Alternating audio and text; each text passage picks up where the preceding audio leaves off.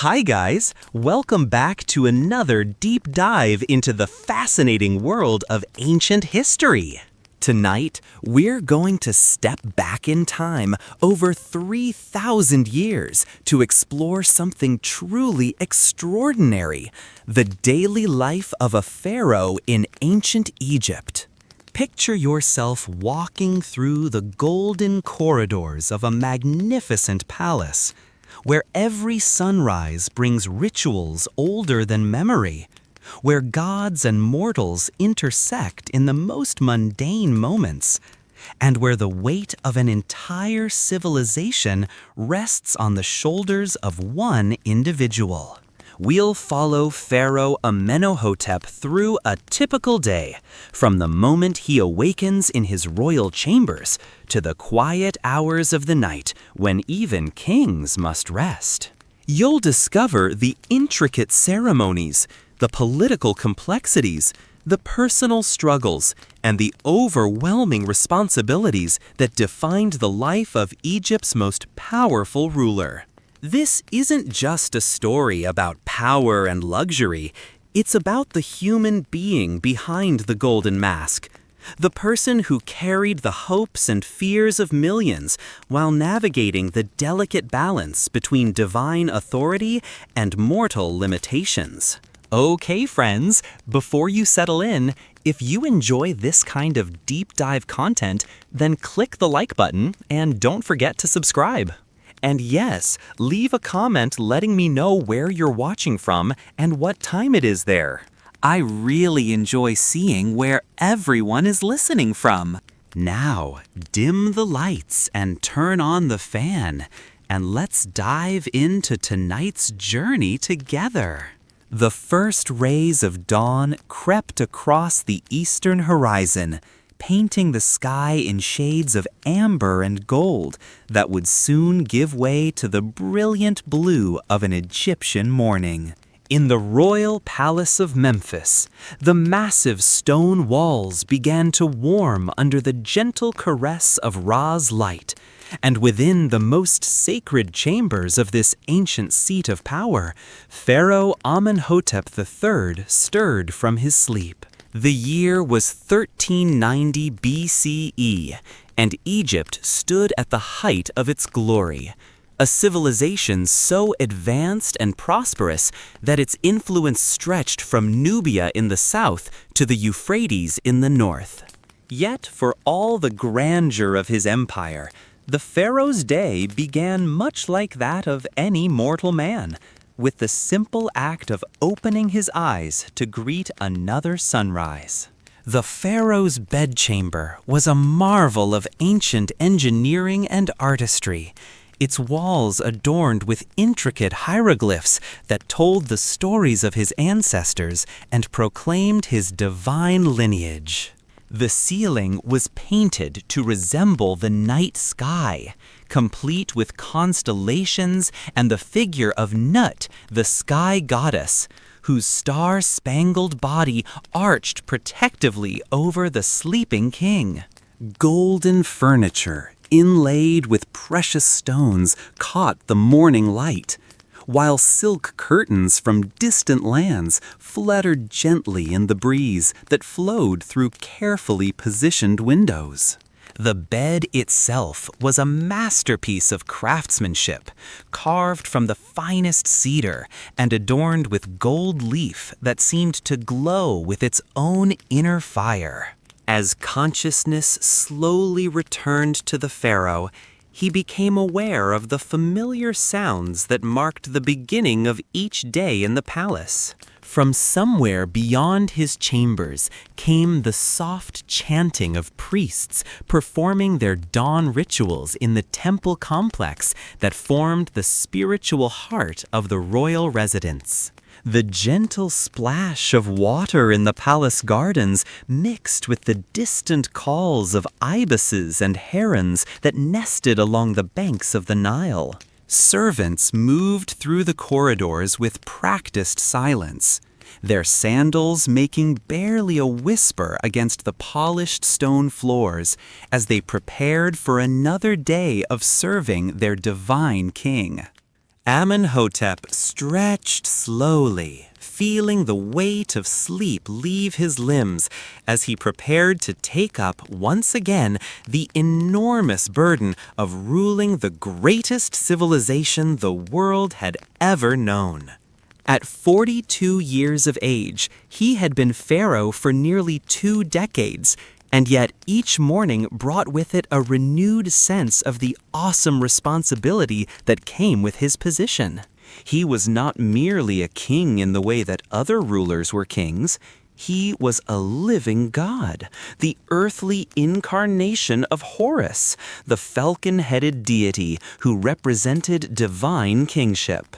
Every decision he made, every word he spoke, every gesture he performed was imbued with religious significance that could affect the cosmic balance upon which the prosperity and safety of Egypt depended. The pharaoh's awakening was not a private affair, for even in sleep, the ruler of Egypt was never truly alone. Royal guards stood watch outside his chambers throughout the night, their presence a reminder of both his exalted status and the constant vigilance required to protect the divine king from any possible threat. These guards were not ordinary soldiers, but members of the elite Medjay, warriors selected from the finest fighting men in the kingdom and sworn to absolute loyalty through sacred oaths that bound them to the pharaoh's service unto death. Their weapons were works of art in themselves, bronze spears with golden inlays depicting protective deities, and curved swords forged by master smiths who understood that the pharaoh's protection required not only sharp edges, but also spiritual safeguards woven into the very metal of their blades. As he sat up in his bed, Amenhotep could hear the quiet conversations of his personal attendants who waited in an adjoining chamber, ready to begin the elaborate rituals that would transform him from a man who had just awakened into the magnificent figure that his subjects would see throughout the day.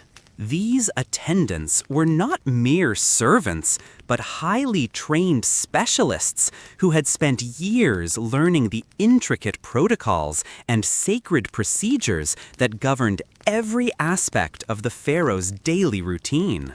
Each had been chosen not only for their skill and discretion, but also for their spiritual purity, as Egyptian belief held that anyone who came into close contact with the divine king must themselves be free from moral contamination that might compromise the pharaoh's sacred nature. The morning light that filtered through the pharaoh's chamber windows was carefully controlled by an ingenious system of mirrors and prisms that had been designed by the kingdom's finest engineers and astronomers. These devices ensured that the first rays of dawn would strike specific points within the room at precisely the right moments to align with the pharaoh's awakening rituals, creating a harmony between celestial movements and royal routine that reinforced the connection between the earthly king and the cosmic order he represented. The quality of light itself was considered sacred, and the pharaoh's exposure to the pure radiance of Ra's first rays each morning was believed to renew his divine essence and prepare him for another day of godlike leadership. The process of dressing a pharaoh was itself a sacred ceremony that had been refined over countless generations. Every piece of clothing, every ornament, every cosmetic application carried deep religious and political significance. The pharaoh's appearance was not merely a matter of personal preference or even royal fashion. It was a carefully constructed symbol of divine authority that reinforced his position as the intermediary between the gods and the people of Egypt. The servants who would tend to him this morning had trained for years to learn not just the practical skills required for their duties, but also the religious protocols and symbolic meanings behind every aspect of their service. The ceremony began with the ritual cleansing of the pharaoh's body, using water that had been sanctified through elaborate procedures performed by the temple priests. This water was not ordinary Nile water, but had been drawn from sacred springs located deep within temple complexes, where it had been exposed to the concentrated spiritual energy generated by centuries of religious observance. The cleansing ritual was accompanied by the recitation of ancient prayers that invoked the protection of Khnum, the creator god who was believed to have fashioned human beings from the clay of the riverbank, and who held special responsibility for the pharaoh's physical well-being and spiritual purity. The selection of the pharaoh's garments for each day was a complex process that involved consultation with astronomers, priests, and court advisors who understood the symbolic significance of different colors, fabrics, and ornamental details. The base layer of clothing consisted of linen undergarments that had been woven according to specifications that had remained unchanged for over 1,000 years, using techniques that were considered sacred secrets passed down through generations of master weavers. The linen itself came from flax plants that were grown in specially consecrated fields and harvested by workers who had undergone purification rituals to ensure that no spiritual contamination would compromise the sanctity of the pharaoh's garments. Over the basic linen garments went a series of increasingly elaborate robes and accessories, each layer adding new dimensions of meaning to the pharaoh's appearance. The colors chosen for each day's costume were determined by complex astrological calculations that took into account the positions of celestial bodies, the date in the religious calendar, and the specific activities that the pharaoh would undertake during his daily routine. Royal blue symbolized his connection to the sky god Nut, while gold represented his identity with Ra, the sun god, whose earthly representative he was believed to be. Red indicated his power over life and death, while white signified the purity of intention that was required for effective divine kingship. As the first phase of the morning routine began, Amenhotep rose from his bed and moved to a basin of fresh water that had been prepared for his use. The water came from a sacred spring that had been blessed by the priests of Khnum, the ram-headed god, who was believed to have shaped human beings on his potter's wheel. The pharaoh's morning ablutions were performed with the same reverence that a priest might show while preparing for a temple ritual.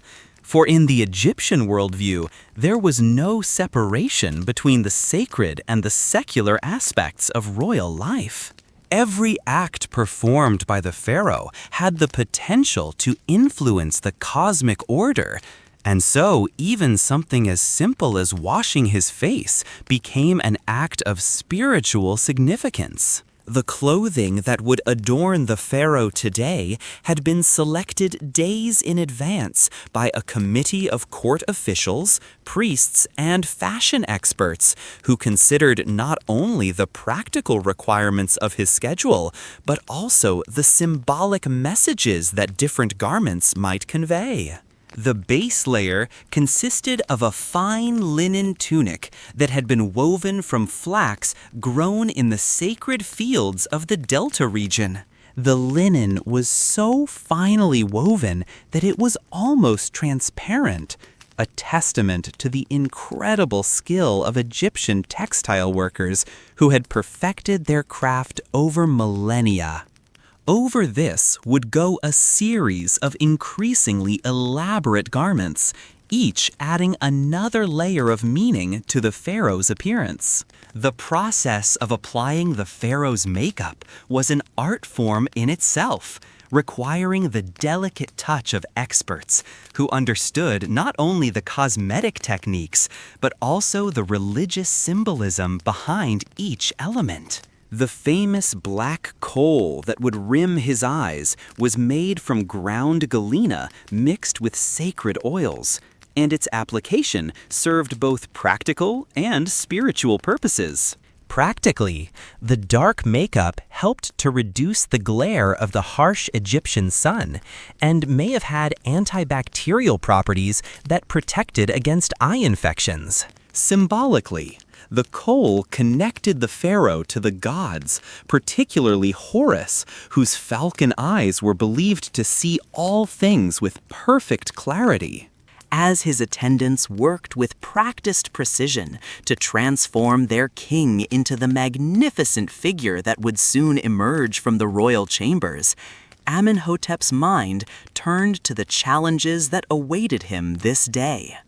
Reports had arrived the previous evening from his administrators in Upper Egypt concerning the annual flood of the Nile, which was showing signs of being particularly abundant this year. While this was generally good news, as it promised rich harvests and prosperity for the kingdom, it also meant that careful coordination would be required to ensure that the flooding did not damage important infrastructure or displace communities that had settled too close to the riverbanks. The pharaoh's breakfast was a carefully orchestrated affair that combined nutrition, pleasure, and religious observance in equal measure. The meal was prepared by a team of royal chefs who had access to the finest ingredients from across the known world. Fresh bread, still warm from the ovens, was served alongside honey that had been collected from hives maintained in the palace gardens.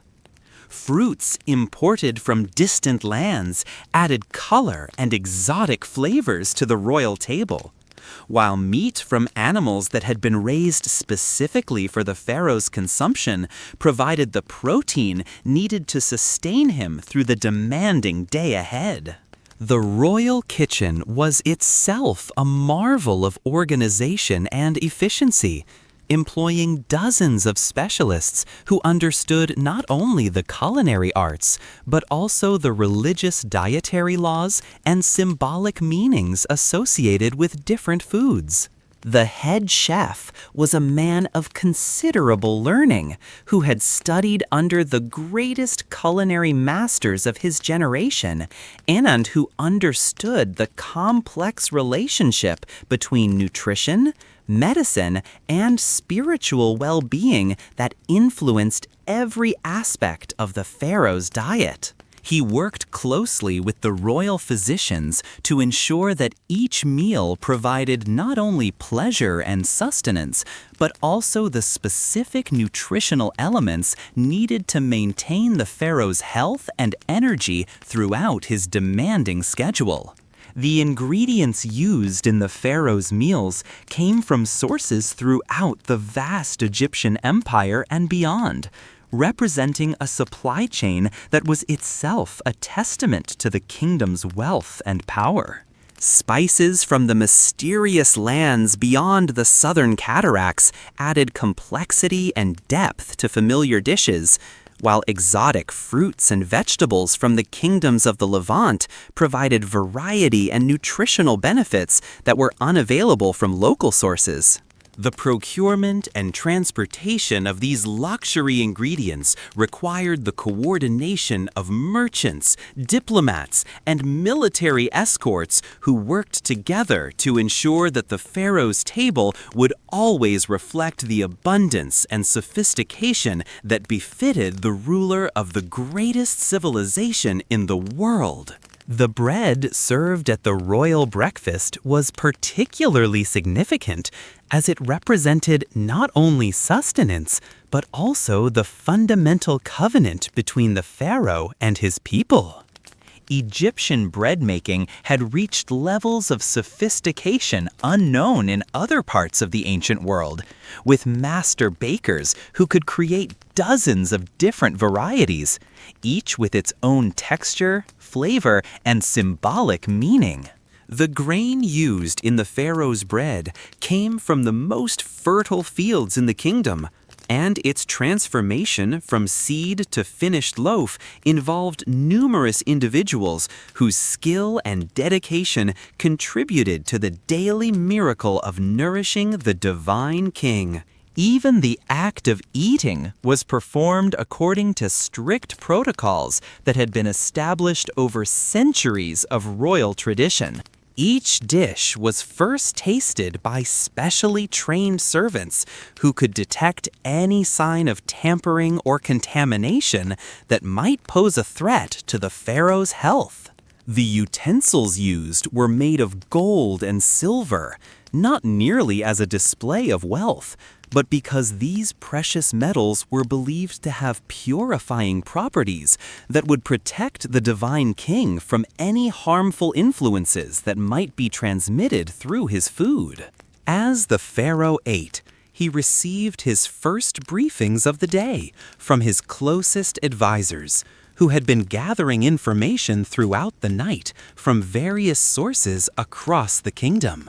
Messengers had arrived from the frontier regions, bringing reports of diplomatic activities, trade negotiations, and the general state of Egypt's relationships with its neighbors. These reports required careful consideration, as the pharaoh's responses could have far-reaching consequences for the stability and prosperity of the entire region. The morning briefing also included updates from the kingdom's agricultural administrators, who monitored the complex irrigation systems that made Egyptian civilization possible. The Nile's annual flood was the lifeblood of the nation, but managing its benefits while minimizing its potential for destruction required constant vigilance and sophisticated engineering. The pharaoh needed to understand not just the immediate situation, but also how current conditions might affect planting schedules, tax collection, and the distribution of grain reserves that would sustain the population through the coming year. Religious matters formed another crucial component of the morning briefing, as the pharaoh's role as high priest of all Egyptian deities required him to stay informed about the spiritual health of his kingdom. Reports from temples across the land provided information about the condition of sacred buildings, the performance of important rituals, and any signs or omens that might require royal attention. The priests also reported on the supplies needed for various ceremonies and the general morale of the religious establishments that formed such an important part of Egyptian society. The morning ritual of divine renewal was the most sacred and important ceremony of the pharaoh's day. A complex sequence of prayers, offerings, and symbolic actions that had been performed by Egyptian kings for over 15 centuries. This ancient ceremony was designed to reaffirm the pharaoh's divine nature and ensure the continued favor of the gods for another day. The ritual took place in a special chamber within the palace complex that had been consecrated for this purpose and was attended only by the pharaoh and his highest-ranking priests. The chamber itself was a masterpiece of sacred architecture, its walls covered with hieroglyphic texts that told the story of creation and the establishment of divine kingship on earth. The ceiling was painted to represent the body of Nut, the sky goddess, whose star-spangled form arched protectively over the sacred space below. Along the walls stood statues of the major deities of the Egyptian pantheon, each carved from precious stone and inlaid with gold and jewels that caught and reflected the flickering light of the sacred lamps. The floor was made of polished granite that had been quarried from the holy site of Aswan and transported hundreds of miles to become part of this most sacred space. The priests who participated in the morning ritual were not ordinary clerics, but the most senior religious officials in the kingdom, men who had spent decades studying the sacred texts and mastering the complex procedures that made the ceremony effective. Each priest had specific roles and responsibilities that had been defined through centuries of religious tradition, and their coordination during the ritual required precision and timing that could only be achieved through years of practice and devotion.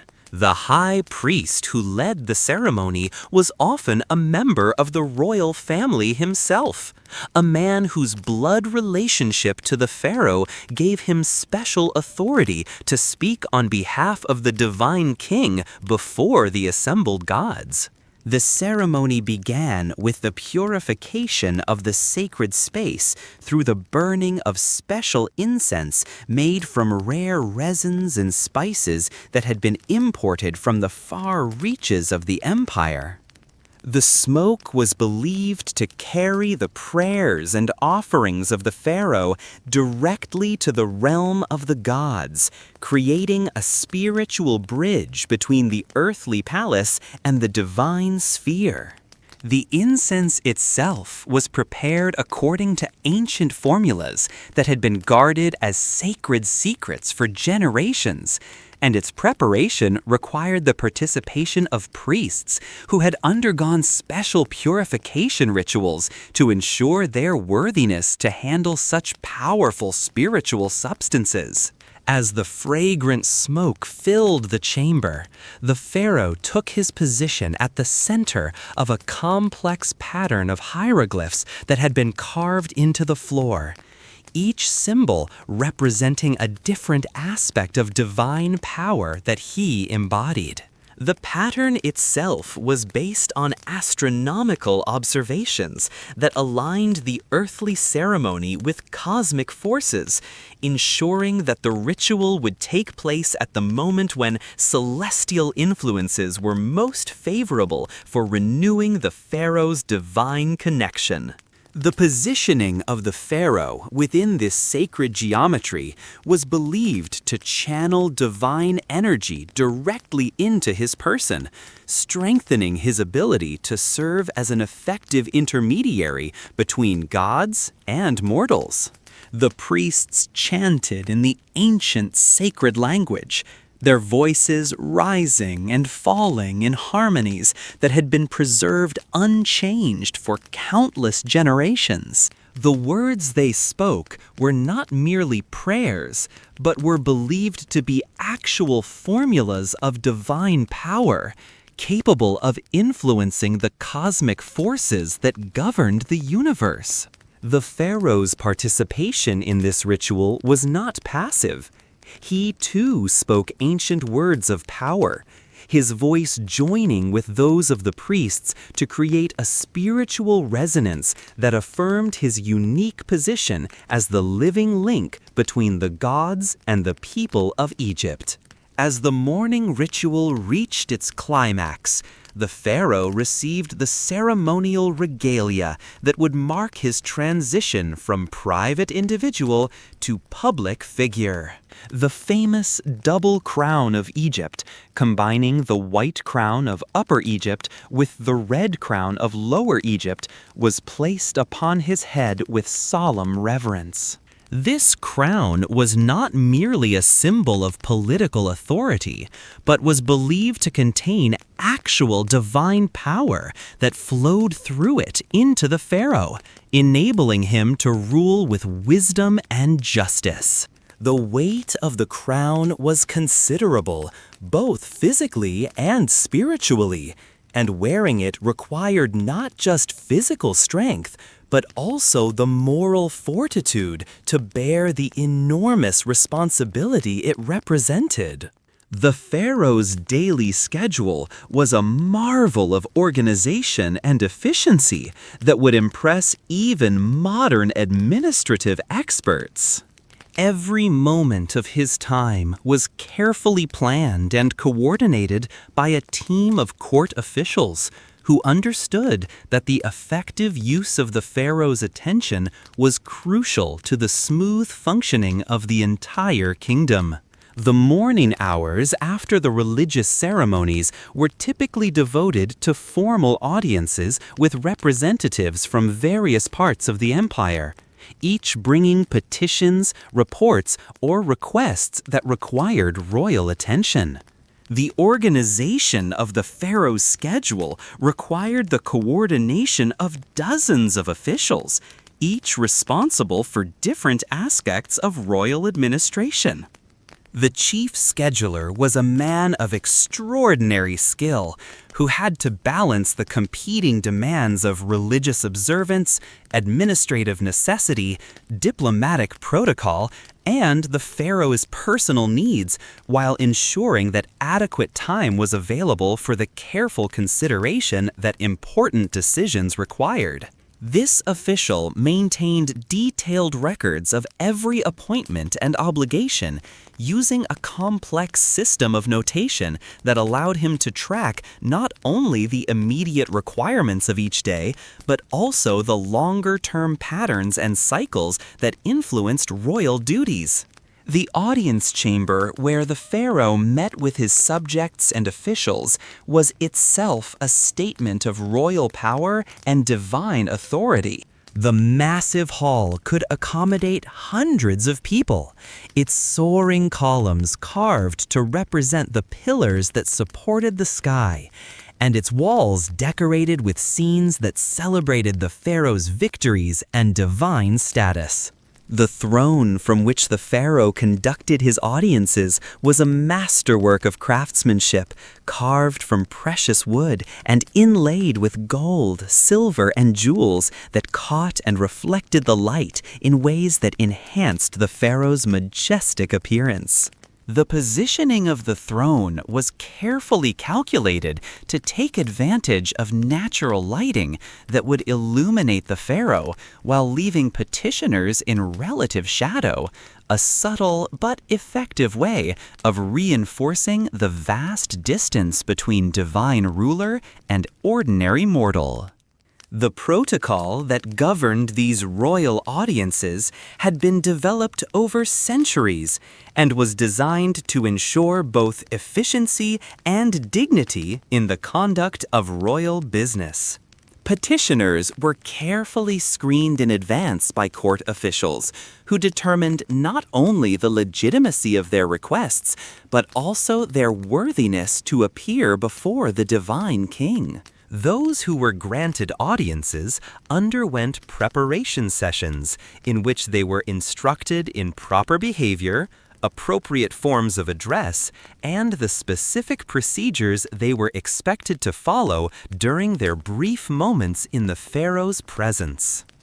The first audience of this particular day was with a delegation from the gold mines of Nubia, who had traveled for weeks to reach the pharaoh's court. These men brought with them samples of the precious metal that formed such an important part of Egypt's wealth and power. But they also carried reports of challenges they faced in maintaining production levels. The pharaoh listened carefully as they described technical problems with some of the mining equipment, disputes with local populations, and concerns about the security of the transport routes that carried the gold back to Egypt proper. The pharaoh's response to these concerns demonstrated the breadth of knowledge and skill that his position required. He was not merely a ceremonial figure who relied entirely on advisors. He had spent years learning about every aspect of his kingdom's operations, from mining and agriculture to military tactics and diplomatic protocol. His questions to the Nubian delegation showed a deep understanding of the technical challenges they faced, and his proposed solutions revealed both practical wisdom and an appreciation for the complex political dynamics involved in managing Egypt's far-flung territories. Following the audience with the Nubian delegation, the pharaoh met with representatives from the kingdom's major trading partners, including merchants from the Levant who brought news of political developments in the region and samples of luxury goods that might interest the Egyptian court. These meetings were not merely commercial in nature. They provided crucial intelligence about the intentions and capabilities of Egypt's neighbors, information that could prove vital in maintaining the delicate balance of power that kept the region stable and prosperous. The merchant delegation brought gifts of cedar wood from the forests of Lebanon, a material that was highly prized in Egypt for both its practical properties and its religious significance. Cedar was used in the construction of the most important buildings and in the creation of the boats that carried the pharaoh on his ceremonial voyages along the Nile. The wood's natural resistance to decay made it a symbol of eternal life, and its pleasant fragrance was believed to be pleasing to the gods. The pharaoh examined the samples with the eye of an expert, assessing both their quality and their potential uses in upcoming construction projects. As the morning audiences continued, the pharaoh also met with his chief architect, who brought detailed plans for a new temple complex that would honor the gods and provide employment for thousands of workers. The project represented a massive undertaking that would require careful coordination of resources, skilled craftsmen, and raw materials from across the empire. The pharaoh's approval of such projects was not given lightly. He had to consider not only the religious and cultural benefits, but also the economic impact and the message that such grand construction would send to both his subjects and his enemies. The temple complex plans included innovative features that would showcase the advanced engineering capabilities of Egyptian builders, while also incorporating traditional religious elements that had been sacred to the Egyptian people for millennia. The pharaoh studied the architect's drawings with intense concentration, asking detailed questions about structural integrity, construction timelines, and the symbolic meaning of various decorative elements. His feedback revealed not only his technical knowledge, but also his deep understanding of the religious traditions that the temple was meant to honor and preserve. The midday meal provided a brief respite from the intense schedule of audiences and administrative duties, but even this time was not entirely free from royal responsibilities. The pharaoh dined with selected members of his court, including military commanders, high priests, and diplomatic representatives from friendly kingdoms. The conversation at these meals served multiple purposes. It allowed the pharaoh to gather informal intelligence about developments across his realm, provided opportunities to strengthen relationships with key supporters, and offered a chance to observe the personalities and capabilities of potential rivals or successors. The royal dining hall was a space designed to facilitate both formal ceremony and intimate conversation, depending on the occasion and the pharaoh's purposes. For the midday meals, the setting was more relaxed than the grand banquets that marked important state occasions, but it remained elegant and dignified in keeping with the pharaoh's exalted status.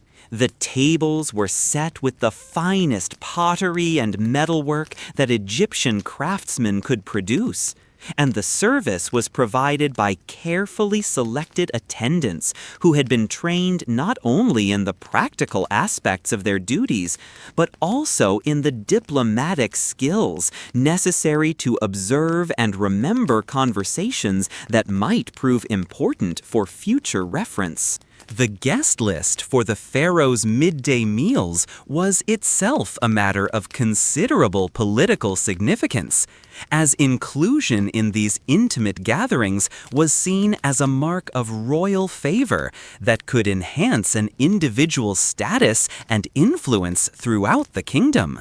The pharaoh's choices about whom to invite reflected his assessment of the political landscape and his strategic objectives for maintaining the delicate balance of power that kept Egyptian society stable and prosperous.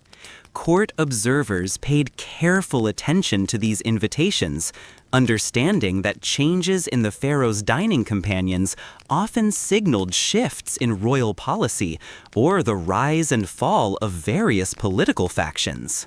The food served at the royal midday meal reflected both the abundance of Egypt's agricultural production and the far-reaching nature of its trade relationships. Fresh fish from the Nile was prepared according to ancient recipes that had been refined over generations, while vegetables grown in the fertile delta provided nutrition and flavor. Exotic spices from distant lands added complexity to familiar dishes, and fine wines from the pharaoh's personal vineyards accompanied the meal. Even the serving vessels were works of art, crafted by master artisans from precious materials and decorated with scenes that celebrated the pharaoh's divine nature and the prosperity of his reign. The wine served at the royal table deserved special mention, as Egyptian viticulture had reached extraordinary levels of sophistication by this period in history. The pharaoh's personal vineyards were located in the most favorable climatic zones and were tended by master vintners who understood the complex relationships between soil, climate, grape varieties, and fermentation techniques that produced wines of exceptional quality. The royal cellars contained vintages from the best years of the pharaoh's reign and from the reigns of his predecessors, creating a liquid library of Egyptian history that could be sampled and appreciated by those fortunate enough to dine at the royal table. The preparation of the royal meals required the coordination of numerous specialists, from the hunters and fishermen who provided fresh protein to the bakers who created the various breads that accompanied each course. The head cook was a figure of considerable importance in the palace hierarchy, responsible not only for the quality and presentation of the food, but also for the security measures that protected the pharaoh from any possibility of poisoning or contamination. Every ingredient was carefully inspected and tested, and the preparation of each dish was monitored by trusted supervisors who understood that any failure in food safety could have catastrophic consequences for the kingdom.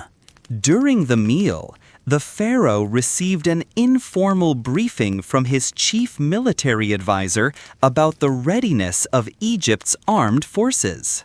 While the kingdom was currently at peace with its neighbors, maintaining military preparedness was essential to preserving that peace and protecting Egypt's interests throughout the region. The advisor reported on recent training exercises, the condition of equipment and fortifications, and the morale of troops stationed at various strategic locations.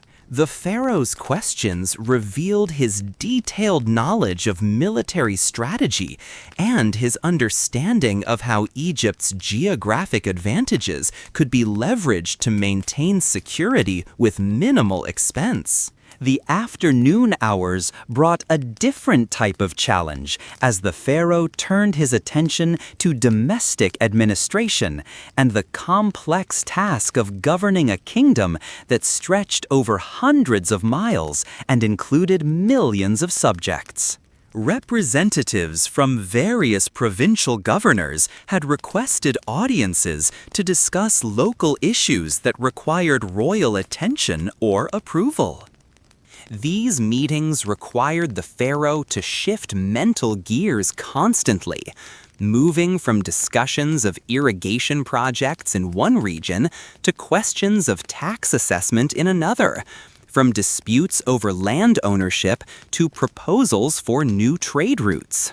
One particularly complex issue involved a dispute between two powerful families over water rights in a region where changes in the Nile's course had altered traditional boundaries. The case had been working its way through various levels of Egypt's legal system for months, but the stakes were high enough that both parties had requested a final hearing before the pharaoh himself. The king listened patiently as representatives from both sides presented their arguments, supported by maps, witness testimony, and appeals to ancient precedent. His eventual decision would need to be both legally sound and politically wise, as it could set important precedents for similar disputes in the future. The pharaoh's judgment in the water rights case demonstrated the sophisticated legal thinking that his position required. Rather than simply ruling in favor of one party or the other, he proposed a solution that addressed the underlying concerns of both families, while also taking into account the broader implications for regional stability and agricultural productivity. His decision included provisions for sharing water resources during different seasons, compensation for land that had been lost due to the river's course change, and the establishment of a permanent commission to monitor and adjust the agreement as conditions continued to evolve. As the afternoon wore on, the pharaoh also dealt with requests for royal pardons, appeals of legal decisions from lower courts, and petitions from subjects who sought his intervention in various personal or community disputes. Each case required careful consideration, as the pharaoh's decisions in such matters were seen as reflections of divine justice and could significantly impact his reputation for wisdom and fairness. The king's ability to balance mercy with justice, to consider both individual circumstances and broader social implications, was crucial to maintaining the respect and loyalty of his subjects. One particularly touching case involved a young woman whose husband had been imprisoned for a debt that she claimed was the result of fraudulent accounting by a corrupt local official. The woman had walked for days to reach the pharaoh's court, bringing with her what evidence she could gather and placing her complete faith in the king's justice. The pharaoh ordered a thorough investigation of her claims, and when evidence of corruption was found, not only freed her husband, but also ensured that the family received compensation for their suffering. Such personal interventions by the pharaoh were rare due to the practical limitations of time and resources, but they served important symbolic functions in demonstrating that even the humblest subject had access to royal justice. The late afternoon brought a change of pace as the pharaoh participated in religious ceremonies at the main temple complex within the palace grounds. As high priest of all Egyptian deities, he was required to perform or oversee various rituals throughout the day, and the afternoon ceremonies were particularly important because they were often visible to the public and served to reinforce his divine status in the eyes of his subjects. The temple complex was a magnificent structure that rivaled the pharaoh's residential palace in its grandeur and exceeded it in spiritual significance. The temple complex represented the accumulated architectural and artistic achievements of dozens of generations of Egyptian builders and craftsmen. Its construction had begun centuries earlier and had been continuously expanded and refined by successive pharaohs who understood that the magnificence of the gods' earthly dwelling places reflected directly on their own divine status and the prosperity of their reigns. The main temple building was surrounded by smaller shrines, ceremonial courtyards, sacred pools, and administrative buildings that together formed a complete religious city within the larger palace complex. The walls of the temple complex were covered with hieroglyphic inscriptions that told the stories of the gods and celebrated the pharaoh's role in maintaining cosmic order. These inscriptions were not merely decorative, but served as a form of perpetual prayer that continued to honor the deities even when no human worshippers were present. The texts included hymns of praise, accounts of mythological events, records of royal offerings and achievements, and magical formulas designed to protect the sacred space from any form of spiritual contamination or attack. The artwork that adorned the temple walls and columns represented the finest achievements of Egyptian artistic tradition, executed by master craftsmen who understood that their work was not merely aesthetic, but served important religious and magical functions. The colors used in the paintings were made from rare minerals and organic substances that had been chosen not only for their visual appeal, but also for their symbolic significance and their believed capacity to channel divine energy. Gold leaf applied to carved reliefs created surfaces that seemed to glow with inner light, enhancing the sense of otherworldly magnificence that was essential to effective religious experience. The afternoon ritual began with a procession from the palace to the temple, during which the pharaoh was accompanied by high priests, court officials, and selected members of the royal family. The procession route was lined with subjects who had come to catch a glimpse of their divine king and perhaps receive a blessing from his presence. The pharaoh moved with the measured dignity that his position required, acknowledging the crowd's reverence while maintaining the aura of otherworldly authority that set him apart from ordinary mortals. The processional route itself was a work of art, paved with stones that had been selected for their quality and symbolic meaning, and lined with statues of protective deities who watched over the pharaoh's passage. Incense burners placed at regular intervals filled the air with fragrant smoke that was believed to purify the space and make it suitable for the passage of divine royalty. The sound of ritual music accompanied the procession, with specially trained musicians playing instruments that had been consecrated for religious use and whose melodies were believed to be pleasing to the gods.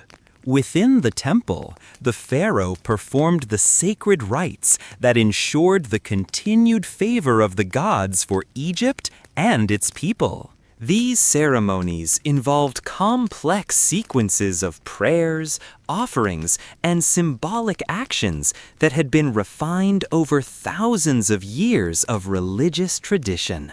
The pharaoh's every movement was prescribed by ancient protocols, and his performance of the rituals was believed to have direct effects on the cosmic order that governed everything from the Nile's flood to the fertility of the land to the success of military campaigns. The temple ceremonies also provided opportunities for the pharaoh to commune directly with the gods through oracle consultations and divine visions. These mystical experiences were considered among the most important aspects of his royal duties, as they provided guidance for major decisions and confirmation that his rule continued to enjoy divine approval. The pharaoh's ability to interpret divine messages and apply their wisdom to earthly challenges was seen as one of the most crucial skills that separated effective rulers from those who merely held power without true authority. As evening approached, the pharaoh's formal duties began to wind down, but his day was far from over. The evening hours were typically devoted to more intimate gatherings with family members, close advisors, and personal friends who could provide the emotional support and honest counsel that even divine kings occasionally needed. These informal meetings took place in the private quarters of the palace, away from the formal audience chambers and ceremonial spaces that dominated the pharaoh's public life. The transition from public pharaoh to private individual was itself a complex process that required careful management by the royal household. The removal of the ceremonial regalia that marked the pharaoh's divine status during public appearances was conducted according to specific protocols that acknowledged the sacred nature of these objects, while allowing the king to assume a more relaxed and personal demeanor in his private spaces. The clothing worn during evening hours was still of the finest quality and most elegant design, but it was chosen for comfort and practicality rather than ceremonial significance. The private quarters of the pharaoh were designed to provide a refuge from the overwhelming demands of public life, while maintaining the standards of luxury and beauty that befitted royal status. The rooms were smaller and more intimate than the grand public spaces, furnished with comfortable seating, personal treasures, and works of art that reflected the pharaoh's individual tastes rather than official religious or political symbolism. The lighting in these private chambers was softer and more subtle, created by carefully placed oil lamps and braziers that provided warmth as well as illumination. The pharaoh's family relationships were complex, shaped by both personal affection and political necessity. His wives, chosen both for love and for the diplomatic advantages their marriages provided, played important roles in maintaining the stability of his reign and preparing the next generation for leadership. The evening hours provided precious opportunities for the pharaoh to connect with his children, sharing with them not only parental affection, but also the wisdom and knowledge they would need if they were to follow in his footsteps. These conversations covered everything from statecraft and military strategy to religious philosophy and personal ethics. The education of royal children was a matter of paramount importance that required the coordination of the finest teachers and scholars available in the kingdom. The young princes and princesses received instruction not only in traditional subjects like mathematics, astronomy, and literature, but also in the specialized knowledge needed for effective royal leadership. They learned the intricacies of religious ritual, the complexities of diplomatic protocol, the principles of military strategy, and the practical skills of administration that would enable them to govern effectively if they inherited the throne. The pharaoh's personal involvement in his children's education was both a paternal responsibility and a royal duty, as the quality of the next generation's preparation would directly affect the future stability and prosperity of the kingdom. The pharaoh shared with his children not only formal knowledge, but also the practical wisdom he had gained through years of experience, helping them understand the subtle nuances of leadership that could not be learned from books or formal instruction. These intimate teaching moments often took place during the evening hours when the pressures of official duties were temporarily set aside. The pharaoh's chief wife, Queen Tai, was herself a formidable figure who wielded considerable influence both within the palace and throughout the kingdom. Her intelligence and political acumen made her one of the pharaoh's most trusted advisors, and their evening conversations often dealt with sensitive issues that required the kind of honest discussion that was difficult to achieve in more formal settings. The queen's perspective was particularly valuable because her networks of relationships among the women of the court provided her with information and insights that might not reach the pharaoh through his official channels. During these evening hours, the pharaoh also made time for intellectual pursuits that fed his mind and spirit in ways that the day's administrative duties could not. He was an avid reader who had access to the greatest library in the ancient world, containing papyrus scrolls and stone tablets that preserved the wisdom of centuries. His reading ranged from practical texts on agriculture and engineering to philosophical treatises on the nature of kingship and the relationship between gods and mortals. These studies not only provided personal satisfaction, but also kept him informed about developments in various fields of knowledge that might prove useful in his royal duties. The royal library was itself one of the wonders of the ancient world, a vast collection of texts that had been gathered from across the known world and carefully preserved by teams of dedicated scribes and scholars. The library's holdings included not only Egyptian works, but also texts from Mesopotamia, the Levant, Nubia, and other regions with which Egypt maintained contact through trade and diplomacy. The pharaoh's access to this intellectual treasure trove gave him insights into the thoughts and achievements of other cultures that proved invaluable in his diplomatic and military dealings with foreign powers. The process of creating and maintaining the library's collection required enormous resources and careful organization. Scribes worked continuously to copy important texts onto fresh papyrus, ensuring that the knowledge they contained would not be lost to the ravages of time and decay.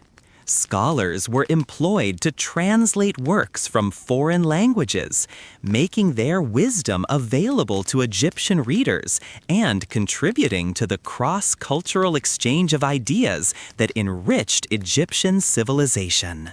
The library also served as a center for original research and writing, where Egyptian intellectuals could build upon the accumulated knowledge of the past to create new insights and discoveries. The pharaoh's evening reading often included reports from scholars and explorers who were pushing the boundaries of Egyptian knowledge and influence.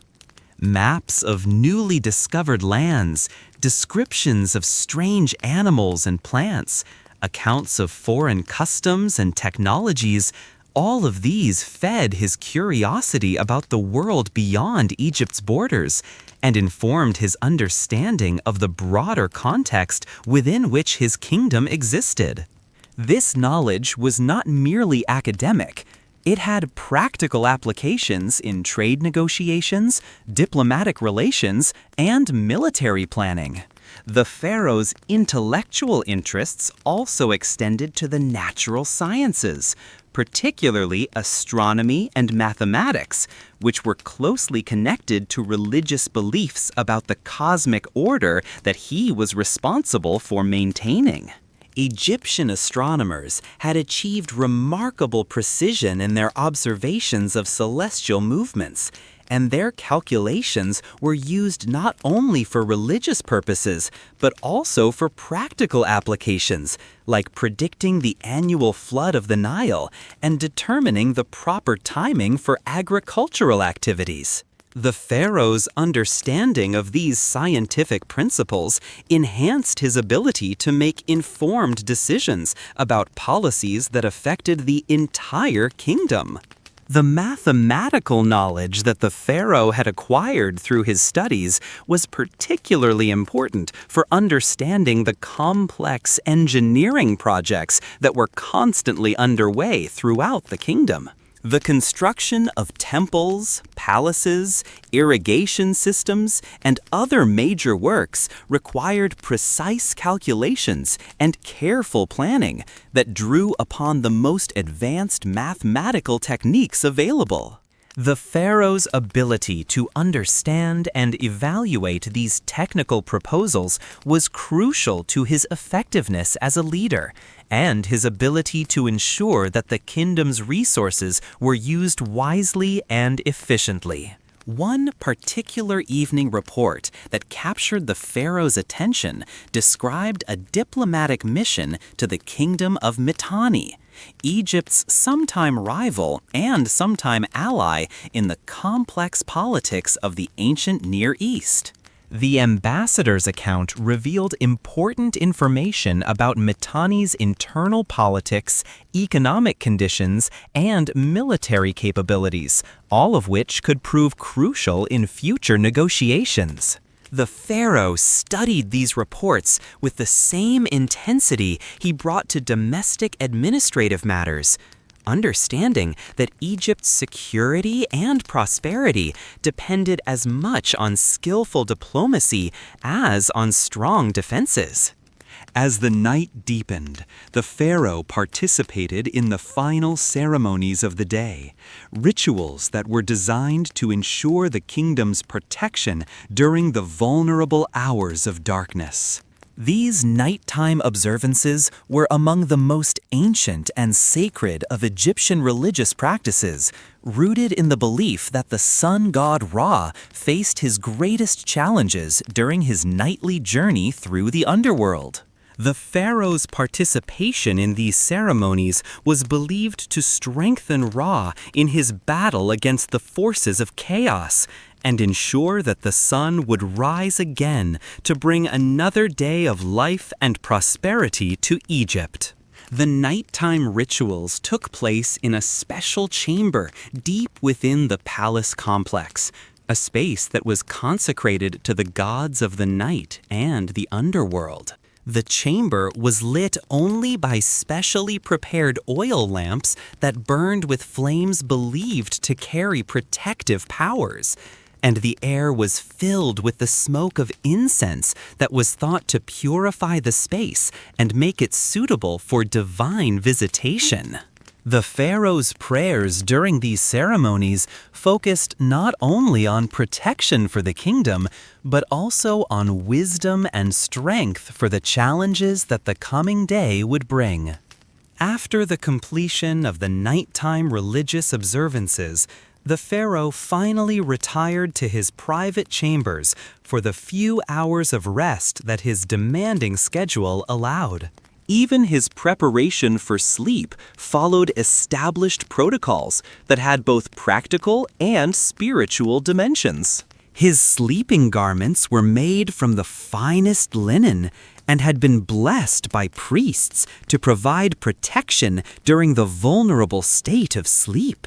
The chamber itself was carefully secured by guards who would maintain their watch throughout the night, ensuring that the pharaoh's rest would be undisturbed by any earthly threats. As the pharaoh settled into his bed, his mind naturally turned to reflections on the day that had just ended and preparations for the challenges that would come with the next sunrise. The weight of kingship was something that never truly left him, even in sleep, for his dreams were often filled with visions that seemed to carry messages from the gods or warnings about future events.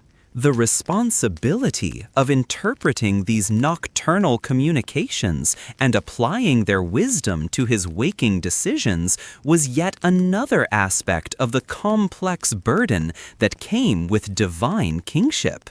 The pharaoh's final thoughts before sleep often centered on the welfare of his people and the long-term security and prosperity of the kingdom he had inherited from his ancestors and would eventually pass on to his successors.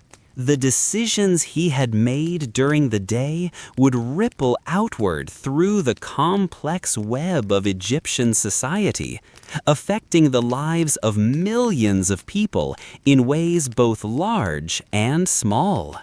This awareness of the far-reaching consequences of royal actions was perhaps the heaviest burden that any pharaoh carried, heavier even than the ceremonial crowns and regalia that marked his exalted status.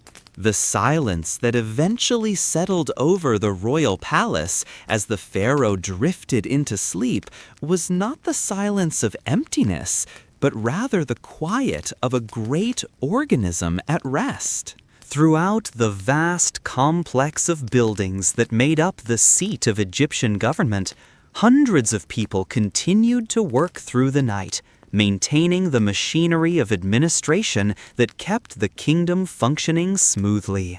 Guards walked their assigned routes, scribes worked by lamplight to prepare documents for the next day's business, servants cleaned and prepared spaces for tomorrow's activities, and priests maintained the sacred fires that burned continuously in honor of the gods.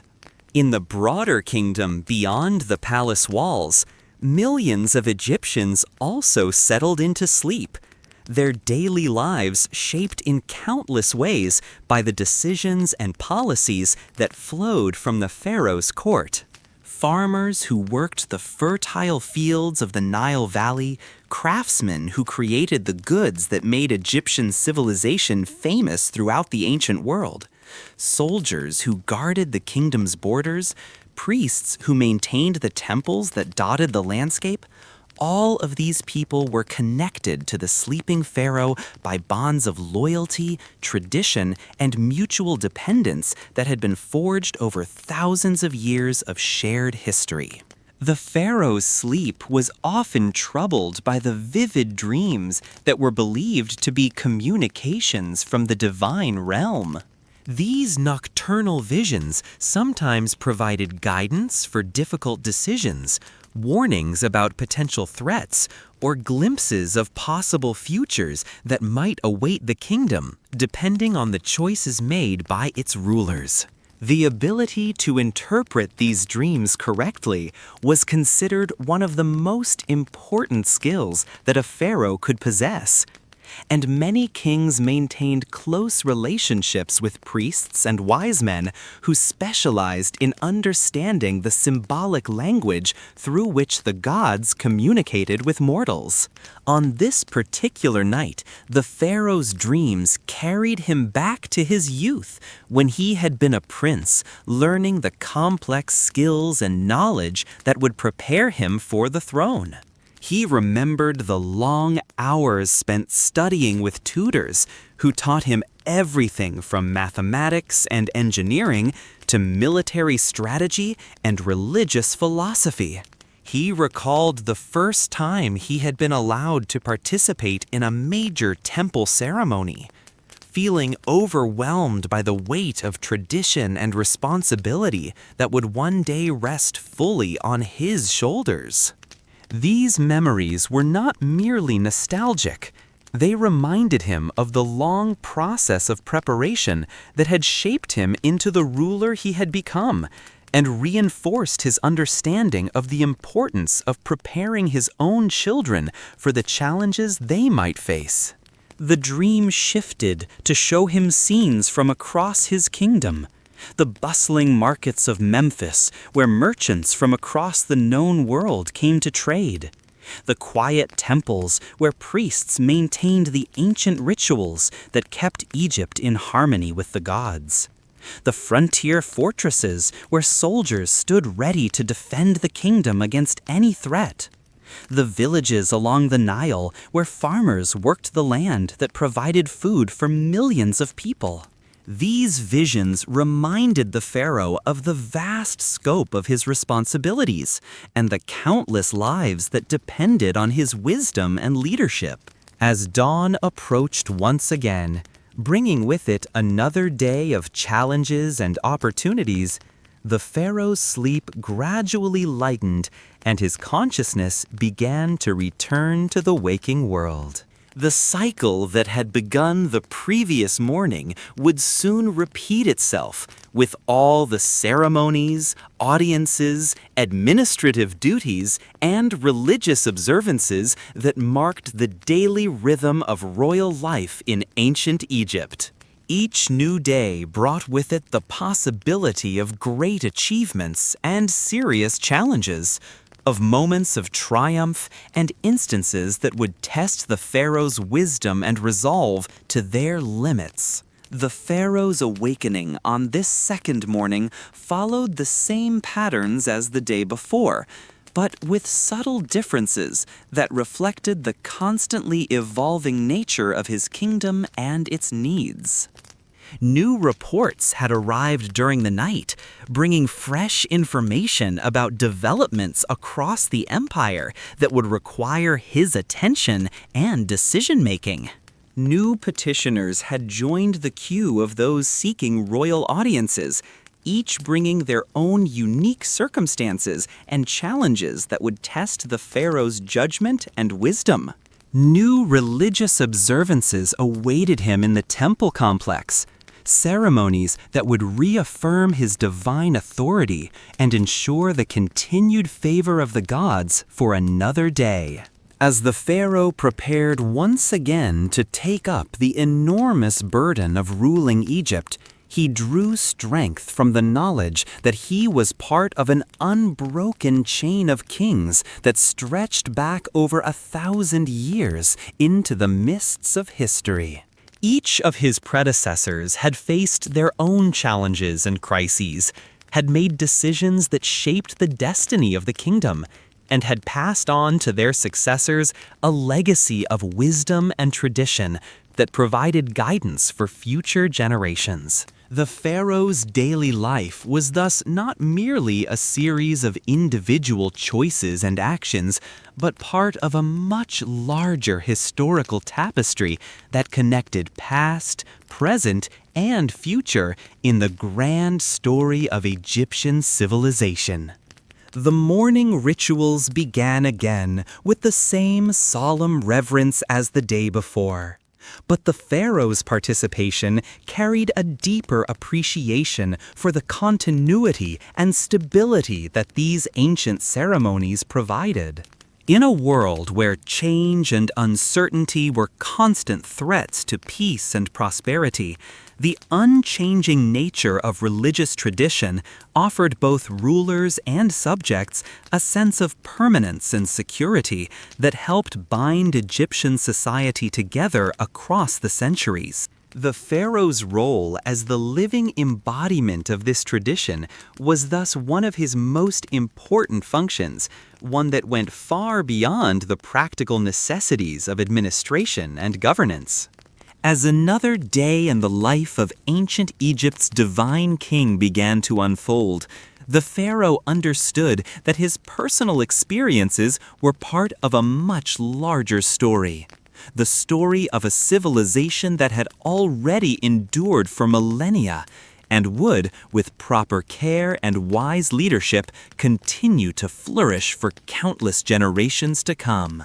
His daily routine of ceremonies, audiences, administrative duties, and religious observances was not merely the schedule of one individual, but rather a crucial component in the vast machinery of state that kept Egyptian civilization functioning smoothly and successfully in a challenging and often hostile world. The Pharaoh's breakfast on this second morning included reports from distant provinces that had arrived by fast messenger during the night, bringing news that required immediate attention and careful consideration.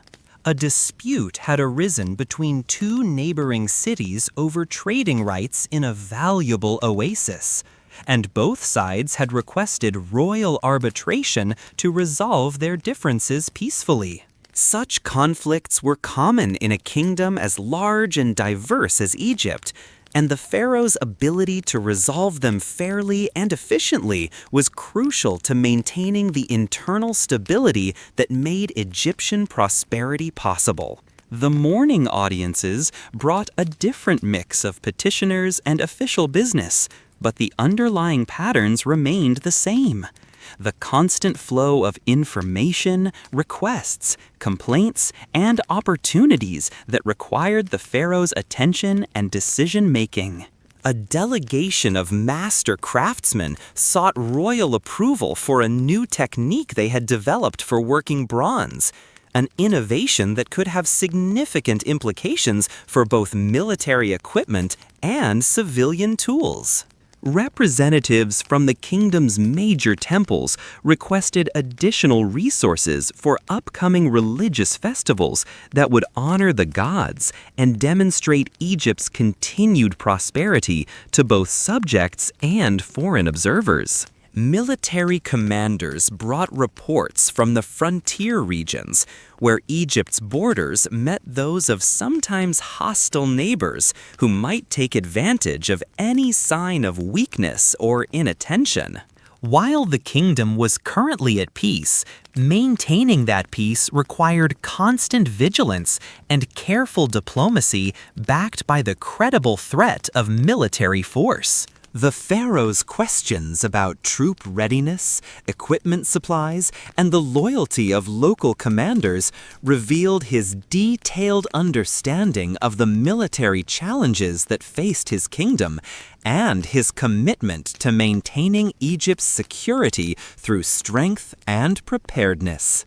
The administrative duties of this second day included reviewing proposals for new irrigation projects that would bring additional farmland under cultivation, thereby increasing Egypt's agricultural productivity and providing employment for workers who might otherwise become sources of social unrest. The pharaoh's approval of such projects required careful consideration of their costs and benefits, their environmental impact, and their effects on existing communities and land use patterns. His decisions in such matters could literally reshape the landscape of Egypt and affect the lives of countless people for generations to come. The irrigation systems that supported Egyptian agriculture were among the most sophisticated engineering achievements of the ancient world, requiring constant maintenance and periodic expansion to keep pace with the kingdom's growing population and changing environmental conditions.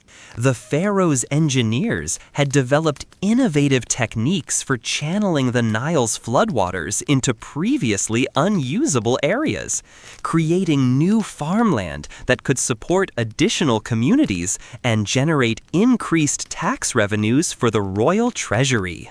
These projects represented massive investments of labor and resources that required careful planning and coordination to ensure their success. The environmental considerations involved in major irrigation projects were complex and required the pharaoh to balance immediate benefits against long-term consequences that might not become apparent for decades. The diversion of water from natural channels could affect fish populations, alter the patterns of silk deposition that maintained soil fertility, and change the ecology of wetland areas that served important functions in the broader environmental system. The pharaoh's advisors included specialists who studied these environmental relationships and provided guidance on how to achieve agricultural expansion while preserving the natural systems that supported Egyptian civilization. The social implications of irrigation projects were equally complex, as the creation of new farmland inevitably affected existing patterns of land ownership, community organization, and economic relationships. The pharaoh had to consider not only the technical feasibility of proposed projects, but also their potential impact on the delicate social balance that kept Egyptian society stable and productive. New irrigation systems could create opportunities for landless peasants to establish themselves as independent farmers, but they could also disrupt traditional communities and create conflicts over water rights and territorial boundaries. The workforce required for major irrigation projects was enormous, involving not only the skilled engineers and craftsmen who designed and supervised the construction, but also thousands of laborers who performed the physical work of excavating channels, building dams, and installing the complex systems of gates and channels that controlled water flow. The pharaoh's administration had developed sophisticated methods for organizing and managing these large-scale construction projects, including systems for providing food, housing, and medical care for the workers, as well as methods for ensuring fair compensation and preventing the exploitation of vulnerable laborers. The financing of irrigation projects required careful management of the kingdom's resources and often involved complex arrangements that spread costs and benefits across multiple regions and administrative districts. The pharaoh's treasury officials had to balance the immediate expenses of construction against the long-term revenues that successful projects would generate, while also ensuring that the tax burden imposed to finance these improvements did not become so heavy as to discourage the economic activity that made such investments possible in the first place. As the second day drew toward its close, the pharaoh reflected on the cyclical nature of royal life and the way that patterns of responsibility and routine created a framework within which the great work of governing Egypt could be accomplished. Each day brought its unique challenges and opportunities, but the underlying structure of ceremonies, audiences, administrative duties, and religious observances provided a stable foundation that allowed for effective decision-making and consistent policy implementation across the vast expanse of the Egyptian kingdom. The predictable rhythm of royal life was not merely a matter of personal preference or administrative convenience, but reflected deep Egyptian beliefs about the importance of order, stability, and continuity in maintaining the cosmic balance upon which all prosperity depended. The pharaoh's daily routine was itself a form of ritual that reinforced the divine order and demonstrated to both gods and mortals that Egypt remained committed to the principles that had made it the greatest civilization in the world. Any significant deviation from established patterns was carefully considered and usually accompanied by appropriate religious observances that acknowledged the change and sought divine approval for new approaches. The evening hours of this second day found the pharaoh once again in conversation with his closest advisors and family members, discussing not only the immediate challenges facing the kingdom, but also the longer-term trends and developments that would shape Egypt's future. These conversations were among the most valuable parts of the Pharaoh's day, providing opportunities for the kind of deep thinking and strategic planning that was essential for effective long-term governance, but often difficult to achieve amid the press of daily administrative duties. The pharaoh's evening meal was served in a more intimate setting than the formal midday banquet, allowing for relaxed conversation with a smaller group of trusted companions who could speak freely about sensitive topics that required careful handling. Tonight's guests included the kingdom's chief treasurer, who brought detailed reports about tax collections and expenditures that would influence major policy decisions in the coming months. The treasurer's analysis revealed both encouraging trends in trade revenues and concerning developments in the costs of maintaining Egypt's extensive military and administrative apparatus. The financial discussions during the evening meal highlighted the complex economic calculations that underlay every major decision the pharaoh made. The kingdom's prosperity depended on maintaining a delicate balance between the resources flowing in from taxation, trade, and tribute, and the enormous expenses required to keep Egyptian civilization functioning at the level that its people had come to expect. The pharaoh's understanding of these economic realities was crucial to his ability to make sustainable policy choices that would preserve Egypt's strength and stability over the long term.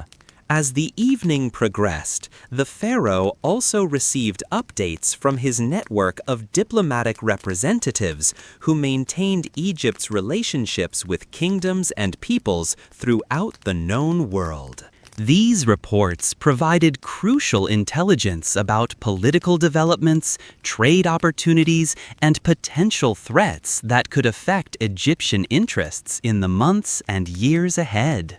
The pharaoh's foreign policy decisions were informed not only by immediate concerns, but also by his understanding of how current events might influence the long-term balance of power in the region. One particularly significant diplomatic report described negotiations with the Hittite Empire, Egypt's major rival for influence in the Levant and Anatolia. The delicate dance of diplomacy between these two great powers required constant attention and skillful management, as both kingdoms sought to advance their interests without triggering the kind of major conflict that could devastate the entire region. The pharaoh's responses to Hittite diplomatic overtures would need to be carefully calibrated to demonstrate strength while leaving room for peaceful resolution of disputes. The evening's conversations also included discussion of internal political dynamics that could affect the stability of the pharaoh's reign. Egypt's complex social hierarchy included powerful nobles, wealthy merchants, influential priests, and ambitious military commanders who all had their own interests and agendas that needed to be balanced against the broader needs of the kingdom. The pharaoh's ability to maintain the loyalty and cooperation of these various groups was essential to his continued effectiveness as a ruler and to the peaceful transfer of power to his eventual successor. The pharaoh's children were often present during these evening discussions, as their education in statecraft required exposure to the real challenges and complexities of royal leadership. The future rulers of Egypt needed to understand not only the ceremonial and religious aspects of kingship, but also the practical skills of negotiation, compromise, and strategic thinking that would enable them to navigate the treacherous waters of ancient politics successfully. These informal educational sessions were perhaps more valuable than any formal tutoring in preparing the next generation for the enormous responsibilities they might one day inherit. As the night deepened and the evening's formal business concluded, the pharaoh often spent quiet time alone, reflecting on the day's events and preparing mentally for the challenges that tomorrow would bring. These moments of solitude were rare and precious in the life of a ruler who was surrounded by people and obligations from dawn to dusk. The silence provided an opportunity for the kind of deep personal reflection that was essential for maintaining the emotional and spiritual balance necessary to bear the enormous pressures of divine kingship. The pharaoh's nighttime meditations often focused on the philosophical and spiritual dimensions of his role as Egypt's divine ruler. The ancient Egyptian conception of kingship went far beyond mere political authority to encompass responsibility for the cosmic order that governed all aspects of life and death. The pharaoh was expected to maintain Mot, the divine principle of truth, justice, and harmony that kept the universe functioning properly. This responsibility weighed heavily on any thoughtful ruler who truly understood its implications. During these quiet evening hours, the pharaoh also contemplated the legacy he would leave to future generations and the judgment that history would render on his reign. The walls of Egyptian temples and tombs were covered with the records of previous pharaohs, some remembered as great builders and conquerors, others as wise administrators who brought peace and prosperity to their people. The pharaoh understood that his own actions and decisions would eventually be measured against these ancient standards and would determine how his name would be remembered by posterity.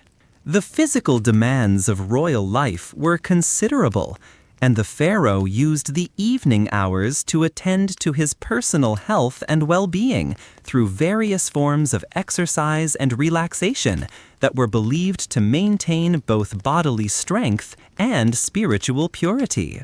Egyptian medicine was among the most advanced in the ancient world, and the pharaoh had access to the best physicians and healers who could provide treatments for any ailments that might affect his ability to perform his royal duties effectively. The pharaoh's personal physician provided regular consultations on maintaining the physical fitness necessary for the demanding schedule of ceremonies, audiences, and travel that royal life required. The doctor's recommendations included specific dietary guidelines, exercise routines, and relaxation techniques that were designed to preserve the pharaoh's health and energy throughout the many years of his reign. These medical consultations also provided opportunities to discuss any concerns about the pharaoh's ability to handle the stress and pressure that came with supreme authority over a vast kingdom. As the second day of our detailed exploration of pharaonic life drew to a close, the pharaoh prepared once again for the sacred nighttime rituals that would protect the kingdom during the hours of darkness. These ceremonies had acquired even deeper meaning through repetition, as the pharaoh's growing familiarity with the ancient prayers and symbolic actions allowed him to participate with greater understanding and spiritual involvement. The rituals were not mere formalities, but represented genuine communion between the earthly ruler and the divine forces that governed the universe. The nighttime ceremonies included offerings to the gods of the underworld who would protect Ra during his dangerous journey through the realm of death and ensure his successful rebirth with the dawn. The pharaoh's participation in these rituals was believed to strengthen the cosmic forces of order and renewal, helping to guarantee that the cycle of death and rebirth that governed all life would continue to function properly. His prayers during these ceremonies were not only for the protection of Egypt, but for the preservation of the entire natural order upon which all civilizations depended. The pharaoh's final preparations for sleep on this second night included a review of the appointments and obligations that awaited him on the following day. His personal secretary had prepared a detailed schedule that balanced the various demands on the royal attention while allowing sufficient time for the careful consideration that important decisions required. The advanced planning that went into organizing the pharaoh's time was itself a complex administrative challenge that required the coordinated efforts of dozens of court officials and palace staff members. As sleep finally claimed the pharaoh at the end of this second day, his dreams once again carried him into the realm of divine communication, where the gods provided guidance and warnings about the challenges that lay ahead. The boundary between the conscious and unconscious mind was understood differently in ancient Egypt than it is today, and the pharaoh's dream life was considered an important source of information and inspiration that could influence major policy decisions and strategic directions for the kingdom.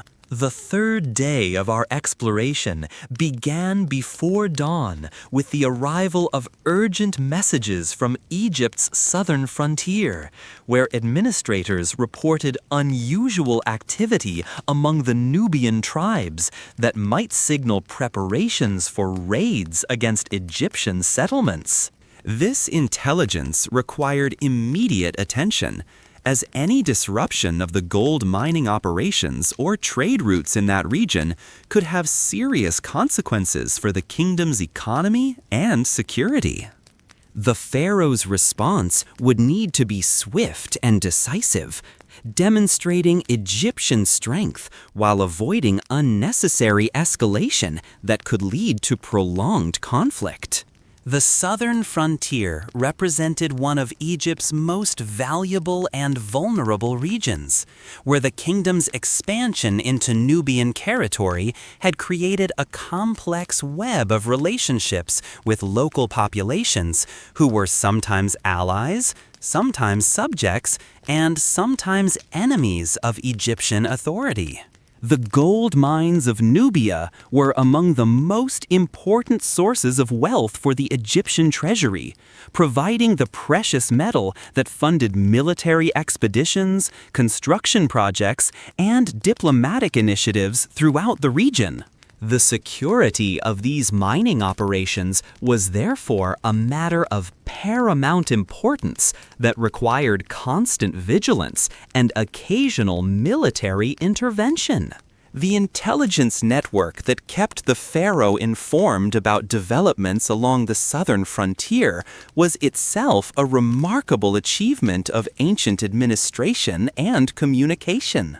A system of messengers, signal fires, and administrative outposts provided regular reports about political developments, economic conditions, and potential security threats throughout the vast region that stretched from the First Cataract at Aswan to the remote trading posts deep in Nubian territory. The coordination of this intelligence network required the services of hundreds of officials, soldiers, and local informants who worked together to ensure that the pharaoh would have advance warning of any developments that might threaten Egyptian interests. The Nubian tribes that posed the current threat were themselves complex societies with their own political systems, economic interests, and cultural traditions that had to be understood and respected even when they came into conflict with Egyptian objectives. The pharaoh's advisors included specialists who had spent years studying Nubian languages, customs, and political structures, providing the cultural intelligence needed to develop effective strategies for dealing with various tribal groups. These advisors understood that military force alone was rarely sufficient to resolve conflicts with the Nubians, and that successful long-term relationships required a combination of strength, diplomacy, and respect for local traditions. The morning briefing on this third day included detailed military assessments of Egyptian capabilities in the southern region, along with recommendations for diplomatic initiatives that might resolve the potential Nubian threat through negotiation rather than force. The pharaoh's military advisors presented several options, ranging from reinforcing existing garrisons to launching preemptive strikes against suspected rebel camps. Each option carried its own risks and benefits that needed to be weighed carefully against the broader strategic situation facing the kingdom. The military assessments revealed both the strengths and limitations of Egyptian power in the southern regions, where the kingdom's forces operated far from their main bases and supply lines in a challenging environment that favored defenders over attackers. The Egyptian military had developed specialized tactics and equipment for desert warfare, but the costs and logistics of maintaining large forces in remote regions made it essential to resolve conflicts as quickly and efficiently as possible. The pharaoh's military commanders understood that prolonged campaigns in Nubian territory could drain resources that might be needed for other threats or opportunities elsewhere in the kingdom.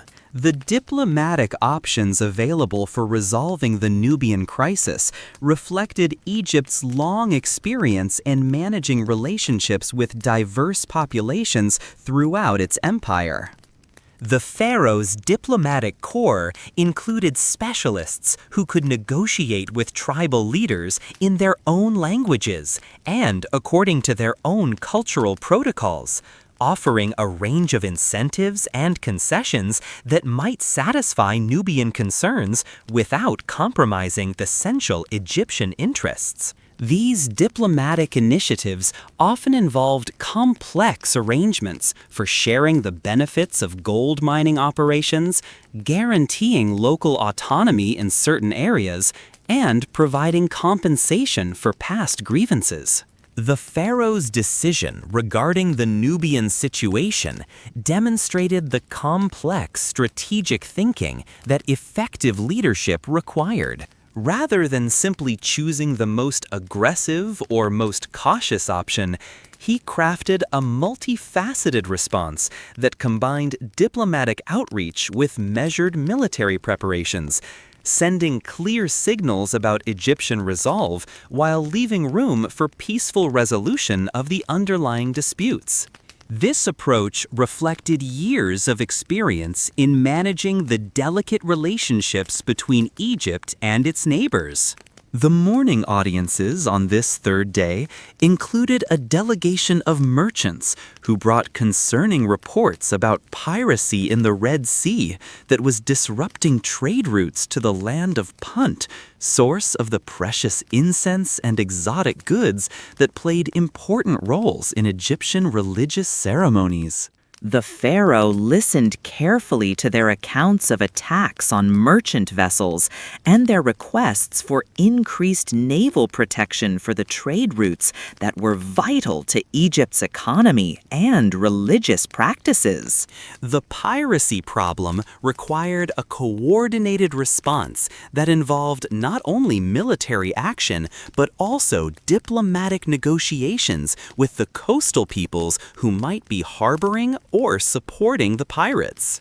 The pharaoh's knowledge of naval warfare and maritime trade allowed him to ask penetrating questions about the merchants' proposals and to develop strategies that addressed both the immediate security concerns and the underlying economic and political factors that had given rise to the piracy threat. The administrative challenges of this third day included reviewing reports from provincial governors about the implementation of new tax collection procedures that had been designed to improve efficiency while reducing the burden on ordinary citizens. The success or failure of these reforms would have significant implications for the kingdom's finances and for the pharaoh's relationship with his subjects. Making careful monitoring and adjustment of the new policies essential to their long-term success. The pharaoh's attention to the details of tax administration reflected his understanding that effective governance required involvement in even mundane aspects of government that might seem beneath the dignity of a divine ruler.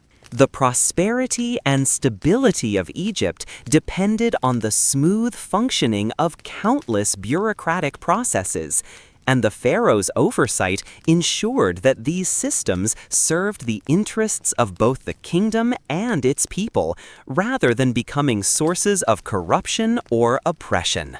As the third day progressed through its familiar pattern of audiences, administrative duties, and religious ceremonies, the pharaoh reflected on how the repetitive nature of royal life created opportunities for continuous learning and improvement. Each similar situation that arose provided new insights into effective leadership techniques. Each recurring challenge offered chances to refine approaches and strategies, and each repeated ceremony deepened understanding of the spiritual dimensions of kingship.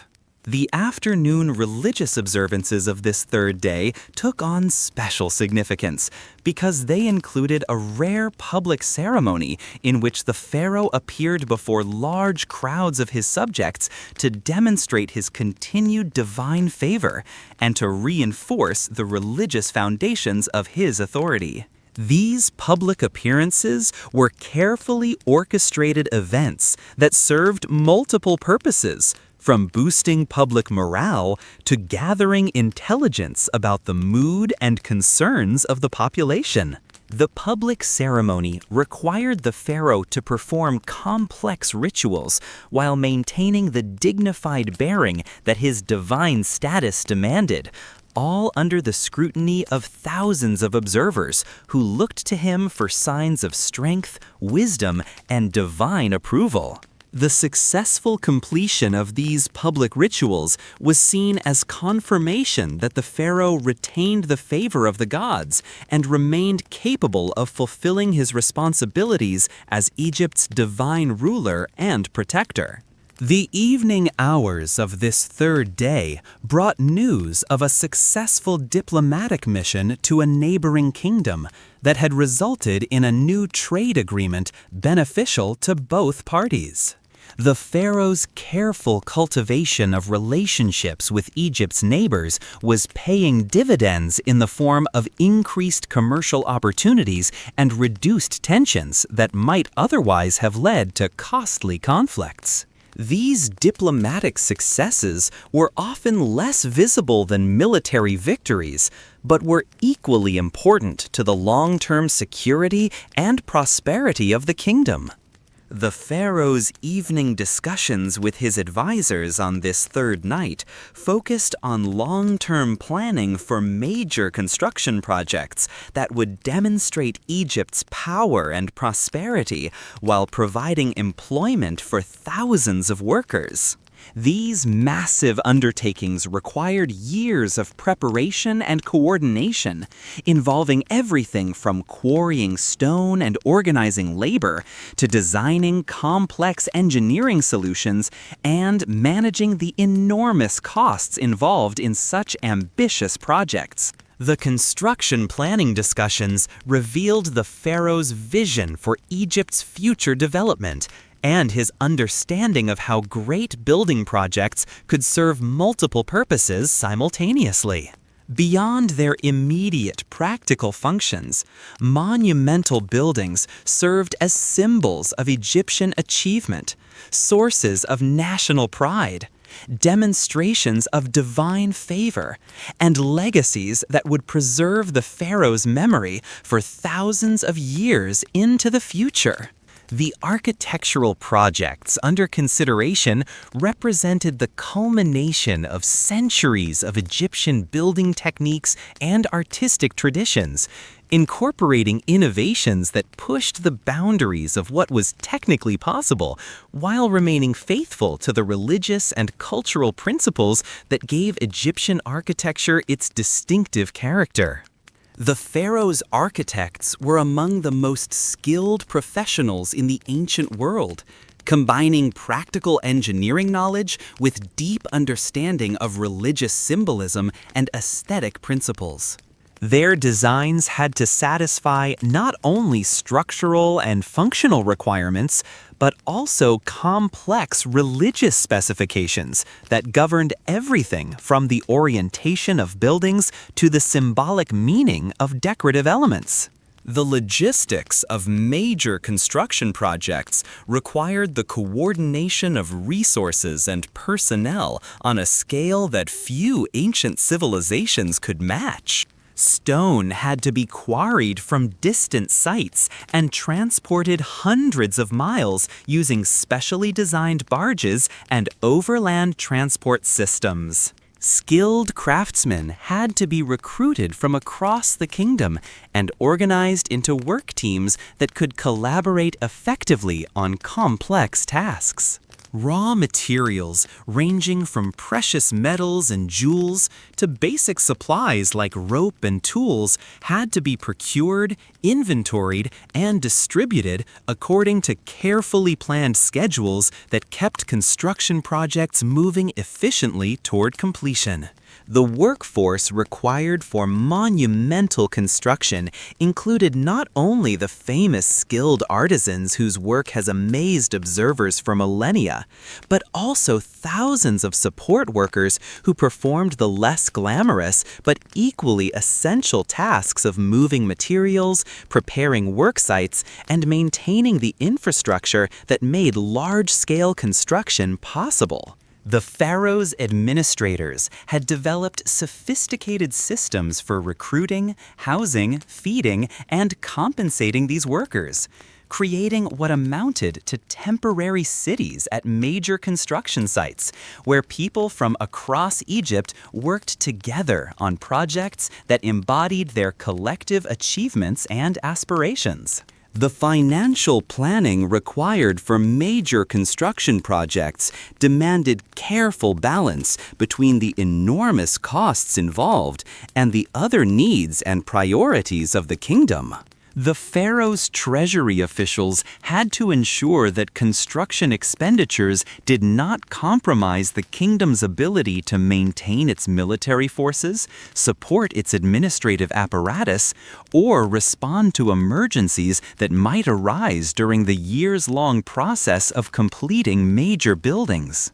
The economic impact of construction projects extended far beyond their direct costs, as they provided employment for thousands of workers and generated demand for goods and services throughout the kingdom.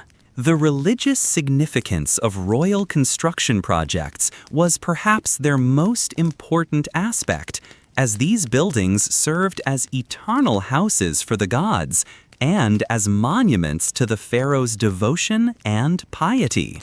Every major temple or tomb represented a complex theological statement about the nature of divine authority, the afterlife, and the cosmic order that the pharaoh was responsible for maintaining. The pharaoh's personal involvement in planning these projects was therefore not merely a matter of royal vanity, but a religious obligation that required him to understand and contribute to the sophisticated theological concepts that the buildings were meant to express and preserve. As this third day drew to its close, the pharaoh found himself thinking about the cyclical nature of time and the way that the regular patterns of daily life created a framework within which both personal growth and societal development could occur. The repetition of ceremonies and obligations that might seem monotonous to outside observers actually provided the stability and continuity that allowed for careful long-term planning and gradual improvement in all aspects of Egyptian civilization. The pharaoh's final thoughts before sleep on this third night centered on the interconnectedness of all aspects of his role and the way that decisions in one area inevitably affected conditions in others. The wisdom required for effective kingship involved understanding these complex relationships and making choices that balanced competing interests while advancing the overall welfare of the kingdom and its people. The fourth and final day of our detailed exploration began with the pharaoh's participation in a special dawn ceremony that honored the sun god Ra's victory over the forces of darkness and chaos during his nightly journey through the underworld. This particular morning ritual held special significance because it coincided with an astronomical event that Egyptian priests had calculated would occur only rarely, making the pharaoh's participation especially important for maintaining cosmic harmony. The special dawn ceremony required the pharaoh to perform complex rituals that had been preserved in their original form for over 1,000 years, demonstrating the continuity of Egyptian religious tradition and the pharaoh's role as its living embodiment. The successful completion of these ancient rites was believed to ensure continued divine protection for the kingdom and to strengthen the cosmic forces that maintained the natural order upon which all life depended. The morning briefings on this fourth day brought welcome news of abundant harvests in several important agricultural regions, confirming that the pharaoh's policies and the favor of the gods had combined to bring prosperity to the land. These reports of agricultural success were particularly gratifying because they meant that Egypt's food supplies would be adequate for the coming year and that surplus grain could be stored against the possibility of future shortages or used in trade with neighboring kingdoms. The agricultural reports also included detailed information about innovations in farming techniques that had been developed by Egyptian farmers and endorsed by the pharaoh's agricultural advisors. These improvements in irrigation, crop rotation, and harvest storage had the potential to increase Egypt's agricultural productivity significantly, providing both greater food security for the population and additional resources that could be devoted to other aspects of national development. The morning audiences of this fourth day included a particularly memorable meeting with a delegation of artists and craftsmen who had completed work on a magnificent tomb complex for one of the pharaoh's predecessors.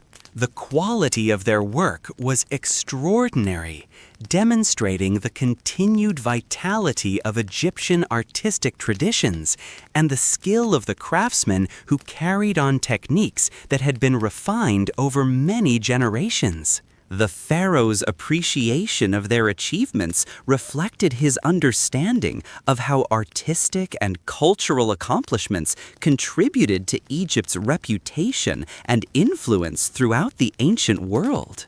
The artistic achievements represented by the completed tomb complex were more than mere decoration or luxury. They were expressions of fundamental Egyptian beliefs about death, rebirth, and the eternal nature of the soul.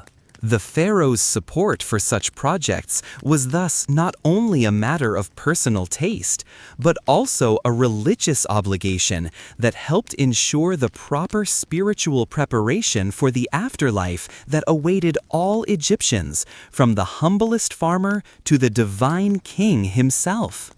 The administrative duties of this fourth day included final reviews of several major policy initiatives that had been under development for months and were now ready for implementation. These policies covered areas ranging from judicial reform and military organization to trade regulation and religious observance, each representing careful balancing of competing interests and long-term strategic considerations that would affect the kingdom for years to come. The pharaoh's approval of these new policies marked the culmination of extensive consultation processes that had involved advisors, experts, and representatives from various segments of Egyptian society. The inclusive approach to policy development reflected the pharaoh's understanding that effective governance required not only wise decision-making at the top, but also broad-based support from the people whose lives would be affected by the new regulations and procedures. As the fourth day moved through its afternoon phases, the pharaoh participated in religious ceremonies that included special prayers for the continued prosperity and security of Egypt and its people. These prayers were particularly heartfelt because recent events had demonstrated both the blessings that divine favor could bring and the challenges that even the most successful kingdoms faced in maintaining their strength and stability over time. The afternoon religious observances also included consultations with the kingdom's most senior priests about upcoming religious festivals that would celebrate important dates in the Egyptian calendar and provide opportunities for the pharaoh to demonstrate his devotion to the gods before large public audiences. The planning for these festivals required careful coordination of religious, logistical, and security considerations that would ensure their successful completion and positive impact on public morale. The evening hours of this fourth and final day brought the pharaoh together with his family for a more intimate gathering that celebrated both the successful completion of another week of royal duties and the continuing bonds of affection and mutual support that sustained him through the challenges of leadership. These family occasions provided essential emotional nourishment that helped the pharaoh maintain the personal balance and perspective necessary for effective decision-making under pressure. The family gathering also served educational purposes, as the pharaoh's children observed and participated in discussions that would prepare them for the responsibilities they might one day inherit. The informal nature of these conversations allowed for the kind of honest exchange of ideas and experiences that formal instruction could not provide, giving the next generation insights into both the rewards and burdens of royal life. As this fourth day drew to its conclusion, the pharaoh reflected on the week that had passed and the way that the accumulation of daily decisions and actions gradually shaped the character and destiny of his kingdom. Each individual choice might seem small in the context of Egypt's long history, but the pharaoh understood that the sum of these decisions would determine whether his reign would be remembered as a time of growth and prosperity or as a period of decline and missed opportunities. The pharaoh's final ceremonies of this fourth day included especially solemn prayers for wisdom and strength in the challenges that lay ahead, recognizing that effective leadership required not only human intelligence and effort, but also divine guidance and protection. The humility that these prayers expressed was not incompatible with the pharaoh's divine status, but rather reflected his understanding of the awesome responsibilities that came with supreme authority over the lives and welfare of millions of people. As sleep finally came to the pharaoh at the end of this fourth day, his dreams carried him forward into visions of Egypt's future, showing him glimpses of the great achievements and lasting monuments that his reign might produce if he continued to govern with wisdom, justice, and devotion to the welfare of his people. These prophetic dreams provided both inspiration for continued efforts and reassurance that his dedication to effective leadership was appreciated by the gods who had placed him on the throne of the greatest civilization in the ancient world. The daily life of a pharaoh, as we have seen through this detailed exploration, was a complex tapestry woven from threads of religious obligation, administrative responsibility, diplomatic necessity, and personal relationships that together created the fabric of ancient Egyptian governance. The pharaoh's role required not only the practical skills of leadership, but also the spiritual strength to serve as a living bridge between the human and divine realms, ensuring that the cosmic order remained intact and that Egypt continued to prosper under divine protection. The routines and rhythms that structured the pharaoh's days were not arbitrary traditions, but carefully developed systems that had evolved over centuries to maximize the effectiveness of royal leadership while maintaining the religious and cultural foundations that gave Egyptian civilization its distinctive character and remarkable longevity. Each ceremony, each audience, each administrative review served multiple purposes that contributed to the overall success of the kingdom and the welfare of its people.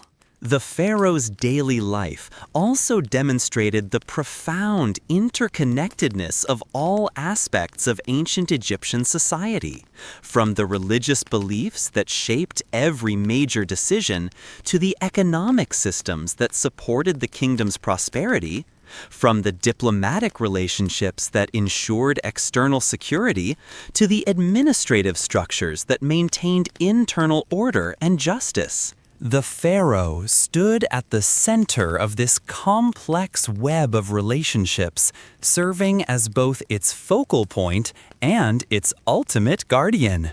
The personal cost of such enormous responsibility was significant, as the pharaoh's individual desires and preferences were inevitably subordinated to the needs of the kingdom and the expectations of his divine role.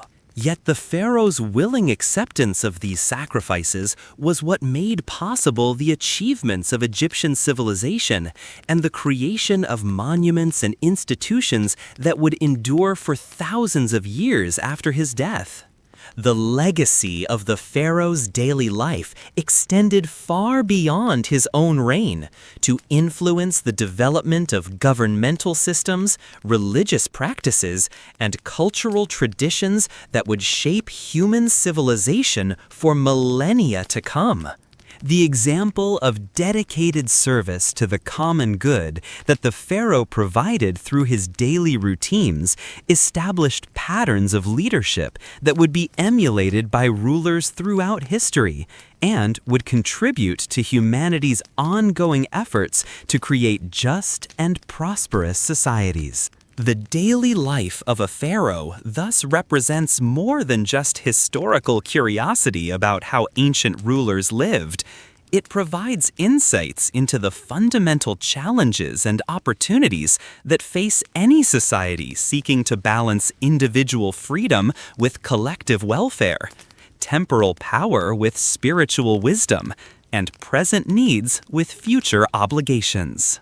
The Pharaoh's example reminds us that effective leadership requires not only intelligence and ambition, but also humility, dedication, and an unwavering commitment to serving something greater than oneself.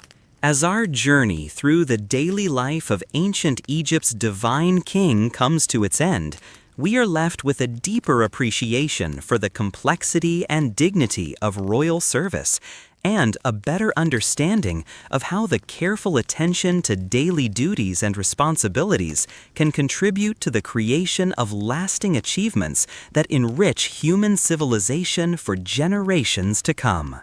The Pharaoh's example continues to inspire and instruct us, reminding us that true greatness lies not in the pursuit of personal glory, but in the faithful discharge of our obligations to our communities and our commitment to leaving the world better than we found it.